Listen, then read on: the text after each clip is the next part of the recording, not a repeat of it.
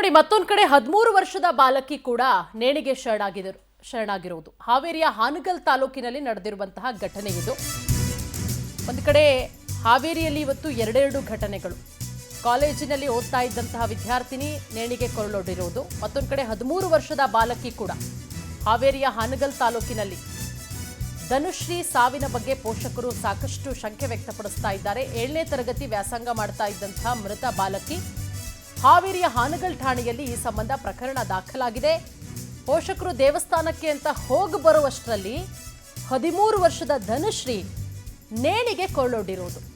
ಈಗ ಧನುಶ್ರೀಯ ಸಾವಿನ ಬಗ್ಗೆ ಒಂದಷ್ಟು ಶಂಕೆಗಳನ್ನ ಧನುಶ್ರೀ ಪೋಷಕರು ವ್ಯಕ್ತಪಡಿಸ್ತಾ ಇದ್ದಾರೆ. ನೋಡಿ, ಈಕೆ ಮೃತ ಧನುಶ್ರೀ 7ನೇ ತರಗತಿ ಓದ್ತಾ ಇದ್ಲು, 13 ವರ್ಷ. ಪೋಷಕರು ದೇವಸ್ಥಾನಕ್ಕೆ ಹೋಗಿ ಮನೆಗೆ ಬರುವಷ್ಟರಲ್ಲಿ ಈಕೆ ಆತ್ಮಹತ್ಯೆಗೆ ಶರಣಾಗಿದ್ದಾಳೆ.